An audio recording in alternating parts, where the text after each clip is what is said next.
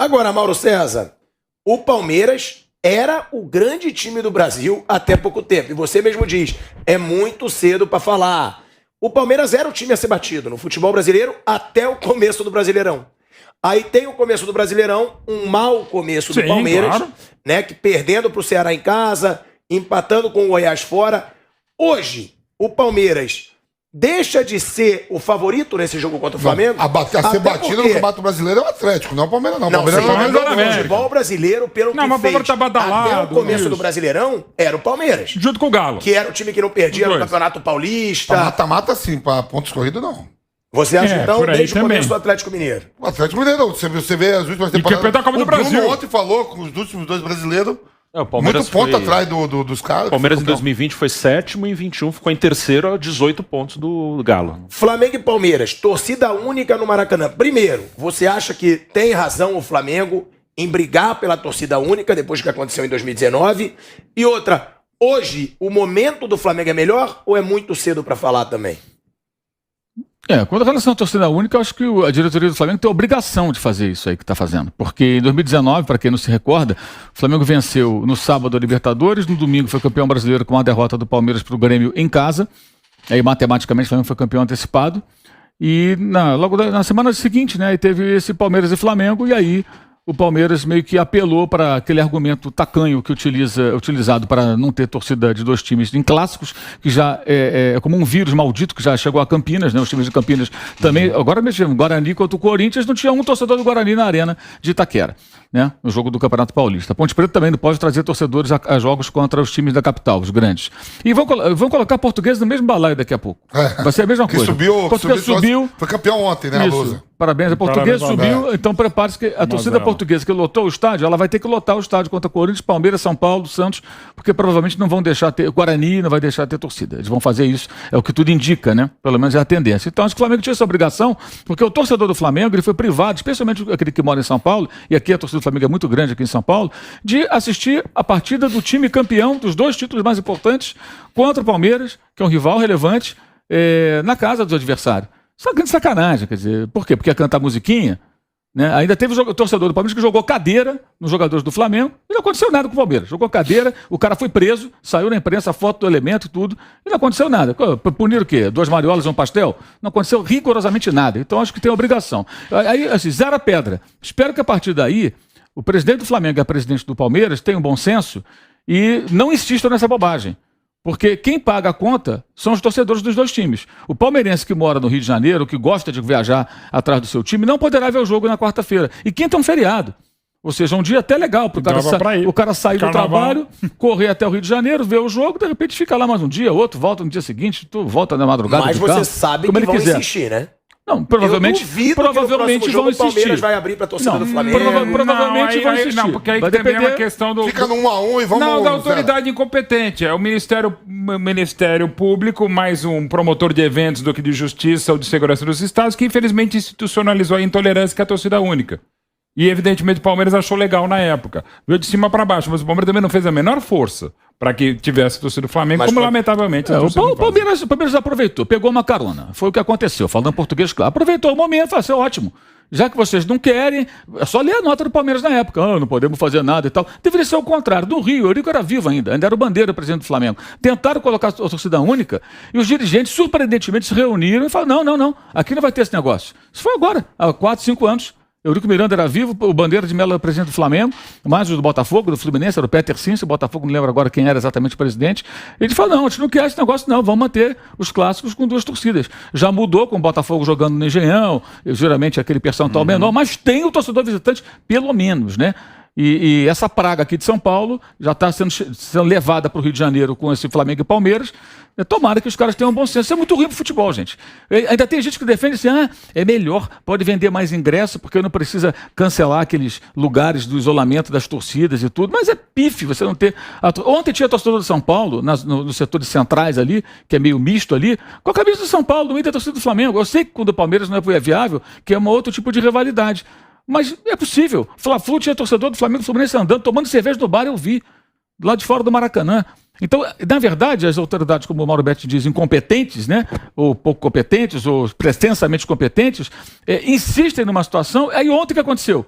Agora, Coritiba e Santos jogaram lá em Santos. O pau cantou nas ruas de Santos por horas. Absurdo. Absurdo. E vão jogar rivalidade vão jogar a Copa do entre os Brasil. Vai jogar quarta-feira. É rivalidade entre as Quarta-feira. Das duas torcidas. Agora, o que acontece? Quando ocorre aquilo, a quantidade de confrontos, eu acho que o que temos que questionar é a capacidade ou não das autoridades de segurança de fazerem o trabalho delas. Porque não é possível que você não consiga evitar que dois grupos de 40, 50, 35 saiam no pau aqui e ali Dentro de um hospital. no hospital, na UBS lá, cara.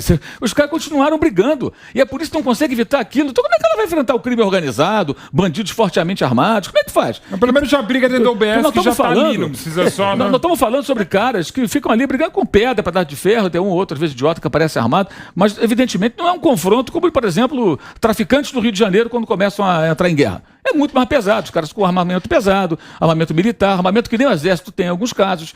Então é para se questionar. Cara, vocês não conseguem controlar esse bando de idiotas aí que estão querendo sair do pau.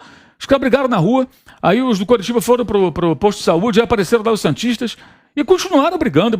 quarta joga agora. E vão jogar de novo, é o que vai acontecer. quarta- Agora são a polícia de Curitiba que tem que mostrar se é capaz ou não de impedir que isso aconteça. Senão o roteiro vai se repetir, só que na capital do Paraná. Então, eu acho que tem que se discutir mais esse assunto, né? E acho que há muita omissão, inclusive da imprensa, e especialmente quando engole os números fantasiosos que são apresentados. As famílias estão de volta, não sei o quê, bababá, como se antes as famílias não fossem a jogo. Isso é uma bobagem. Você vê criança, mulher, pai, mãe, filho, pessoas idosas, não Fla-Flu como viu lá no Rio de Janeiro. Agora, se São Paulo quiser continuar alimentando isso, vai continuar alimentando isso. Sobre o Palmeiras no pontos corridos, eu acho que o Abel Ferreira deve ao Palmeiras uma boa campanha. Em pontos corridos, sim. No primeiro ano, a argumentação dos seus defensores incondicionais era de que ele não tinha tempo para treinar. No ano passado, ele foi eliminado da Copa do Brasil precocemente. Tinha Libertadores e tinha o Campeonato Brasileiro. Mas toda a rodada de Copa do Brasil, e o Atlético as disputou até o final, e o Flamengo disputou até a semifinal, ele tinha semana para treinar. E o time não melhorou. O time não melhorou, pelo contrário. O time depois ele se preparou especificamente para os confrontos contra São Paulo, Atlético e Flamengo. Os confrontos da Libertadores, e foi bem sucedido. Mas, como disse o Bruno, 18 pontos atrás do campeão. É muita coisa para o elenco do Palmeiras. Então acho que ele deve uma boa campanha. Uma campanha que realmente o Palmeiras brigue pelo título, lute pelo título. E começou muito mal. Vai ter uma mobilização especial para quarta-feira? Tudo indica que sim, porque uma das especialidades do Abel é essa. Cria música, vamos lá, todo mundo contra a gente. Isso é muito parecido com alguns técnicos brasileiros, inclusive. Isso, para mim, é uma semelhança muito clara. E talvez na quarta-feira exista. Agora, o Brasileirão, como ele sempre diz lá, o André Rocha, lá do UOL, a mobilização é diferente, porque é jogo atrás de jogo, jogo atrás de jogo. Não é essa coisa de você falar, esse é o nosso jogo, como vai ser contra o Corinthians, né? Logo depois. Esses dois vão ser né? quase mata-mata, característica. Aí ele Pegada pode melhorar. pela rivalidade. Mas você vai jogar contra o Goiás, você vai jogar contra o Juventude, que não tem rivalidade nenhuma, você vai jogar contra o Fortaleza, América Mineiro. E aí é diferente. Até contra a Fluminense, que não tem essa rivalidade, é um clube grande e tal. E aí você tem que ter realmente, sabe, todo o jogo ali. Você tem que manter um outro ritmo. Eu acho até que para ele deveria ser um desafio a ser enfrentado. Porque ele vai jogar campeonato de pontos de corrida a vida inteira dele como técnico. Aqui, se voltar para a Europa. Mas você né? percebeu os dois jogos do Palmeiras no Campeonato Nacional, ele botou o time, a cavalaria principal. Esse ano a cavalaria vai estar. Até porque o Palmeiras. Ele botou reserva na Libertadores. No Brasil de 2020, ele chegou em novembro com foco, evidentemente, tanto Copa do Brasil quanto a Libertadores, e ganhou as duas. Uma em 3 meses, outra em 5 meses. Então, em 2020 você corta. Em 2020 ele meteu 4-0 no Corinthians. Então, o brasileiro fez o possível. Em 20 era para se esperar mais. Ele realmente caiu fora antes da Copa do Brasil. Mas, de novo, foi o time que mais jogou no mundo. Foram 91 partidas. Ele teve essas semanas cheias, de fato, e que ajudaram muito para ganhar a Libertadores, mas poderia ser melhor brasileiro? Até poderia. Mas jogou contra o São Paulo, como ele fez o próprio Flamengo, só que os resultados foram diferentes. Contra o São Paulo, que poderia ser um jogo para tentar sufocar o São Paulo, levá-lo ao rebaixamento, ele corretamente botou, Bobeas botava só os torcedores para preparar e fazer o que ganhou contra o Flamengo no Centenário Casa Cheia. Então, assim, o brasileiro, ele realmente ficou devendo, mas como já está sendo agora, ele está botando a cavalaria no brasileiro e está descansando também, porque é mais fácil essa fase de grupo da Libertadores, embora está com uma média de 6 gols por jogo, os adversários são horríveis, mas o Palmeiras foi muito bem. Ele está botando a cavalaria no brasileiro, que não conseguiu resultados. Contra o Ceará, uma partidaça, e sábado você pode discutir o gol, que Eu acho que dá para discutir a atuação do Everton, mas pelo VAR acho que dava para ser anulado. Então foi um grande jogo contra o adversário que possivelmente não fará um grande campeonato que é o Goiás e ficou decepcionante. É claro que as coisas mudam. Como agora o Paulo Souza, que uma semana, será que fica? Agora é outra coisa. O Abel pode ter a semana horrorosa ou pode de novo se superar como tem se superado. Tá devendo no brasileiro? Tá. Agora, isso é ruim para o Abel? Claro que não. Evidente, pô, ganhou 2 Libertadores. Você quer ganhar Libertadores? Porque assim, em 2018, quando o Palmeiras, em 14 dos 38 jogos, botou o time alternativo, colegas até que eu respeito, amigo até, falou, pô, prêmio de consolação pro Palmeiras foi ganhar o brasileiro porque ele queria Libertadores. Pelo amor de Deus, para não falar o palavrão que merece. Sabe? Ah, não ganhou o brasileiro. Ganhou 2 Libertadores há 20 anos. Não vai valer nada, só vai valer o Mundial. Daqui a pouco vai... Não, pra todo mundo. Daqui a pouco o Brasil ganha a Copa do Mundo, mas não ganhou jogando... A gente tá num nível que a gente tá contando mais derrota do que vitória. Ele já é um treinador histórico. Eu discordo para quem disse que é o maior treinador da história do Palmeiras. Tem um time que teve Vanderlei Luxemburgo, Luiz Felipe Scolari e Oswaldo Brandão. Pra mim é... Não, eu cada acho. Um sabe. Você tem direito de achar. Os Libertadores, pra mim, é impressionante. Mas o Luxemburgo jogou futebol muito melhor. O Filipão também conquistou coisas impressionantes e foram as primeiras, com investimento sim da Parmalat, claro, né? Mas depois o Vanderlei já não tinha. Ah, mas tem a Crefisa, não é a mesma coisa, é uma outra realidade. E lembrando sempre, quando a Parmalat pôde investir o Vampeta, lembra? O Palmeiras teve que trazer jogadores jovens. Edilson, Edmundo, Roberto Carlos, Antônio Carlos, um então jovem Rivaldo, um jovem Alex. Olha o nível das opções. Hoje ele traz um jogador jovem do Rio de Janeiro, com todo respeito, já desrespeitando, Rafael Navarro. Ele trouxe por 1.850.000, que era muito dinheiro, o Edmundo do Vasco. E quando trouxe jogadores mais experientes, que eu acho que é o que falta ao Red Bull Bragantino, ele pôde trazer um Mazinho, trouxe um Zinho, trouxe um Kleber, trouxe um Rincon com 27 anos. Então, assim, era outro momento. O César Sampaio veio antes, junto com o Evair. Mas já estava lá, em 91. Então, assim, olha o nível. Então, assim, o Abel consegue fazer muito com menos jogadores, com menos qualidade do futebol como um todo. Mas consegue vencer o Flamengo do jeito que venceu, consegue vencer o Santos do jeito que venceu, consegue vencer o Atlético Mineiro, como ele próprio admite, com sorte, mas venceu. Eu acho, sabe qual é o problema? Eu acho que, assim, existe uma dificuldade muito grande de se aceitar que o Abel possa ser criticado. Ele pode ser criticado. É isso que eu falo. Ele pode ser criticado. Pode ser, mas não pode ser xingado, detonado. O Abel... Como qualquer técnico. A questão é o seguinte... Mas não é aceita, a gente, né? Não é sempre. Mas ele foi super elogiado agora recentemente. Eu mesmo, por exemplo, eu acho que no Campeonato Brasileiro... Aí agora, Pilhado, ele vai, quer que ele caia? Eu nunca falei que eu quero que ele caia. Mas eu acho que a gente pode questionar. Não pode dizer que ele é Brasileiro, eu acho que é um desafio que ele deve enfrentar. Sim. Porque, assim, a comparação... Ele meteu os dois times. Sim, concordamos. E ele também concorda. A comparação que eu faço não é com a Parmalat, é com os times que ele enfrenta. O elenco dele é melhor do que a maioria dos outros times. Então, ele tem que fazer uma boa campanha. Eu acho que é o desafio que ele deve enfrentar. Se eu fosse amigo dele, eu faria pra ele, cara. Claro que a gente faz um campeonato brasileiro forte.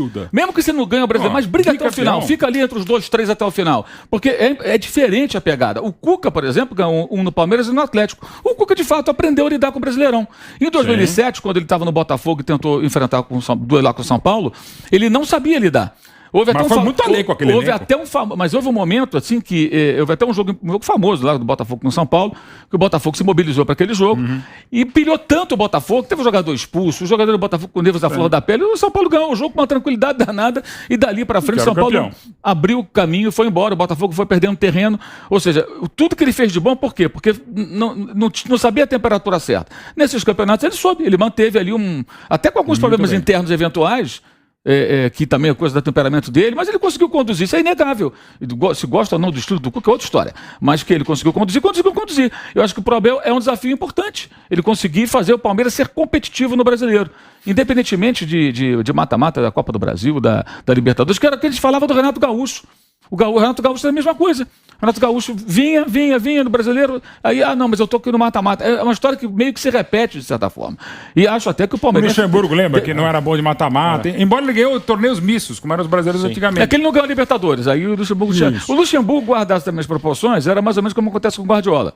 Como ele não ganhava Libertadores, aí falava, mas não ganhou a Libertadores. Mas ele ganhava um monte de brasileiro, ganhava um monte de campeonato. Como o Muricyco até ganhava Libertadores. Ele era o Filipão também, que não era de pontos corridos. Isso que o Mauro fala, eu acho que é o seguinte também, é isso mesmo, saber levar 38 rodadas, aí quando você não sabe da quarta do milhão, fala assim, sabe, meu foco é o mata-mata, é a Libertadores e a Copa do Brasil, usa muito isso. Mas tem uma coisa também que é um detalhe de elenco, que aí eu acho que pesa, assim, uma coisa que o Flamengo e o Galo tem a mais, que é o cara que mete gol toda hora. Eu já falei de números aqui de ano passado. O Hulk com 36 gols, o Gabigol 34. No ano. O artilheiro do Palmeiras foi o Veiga com 20.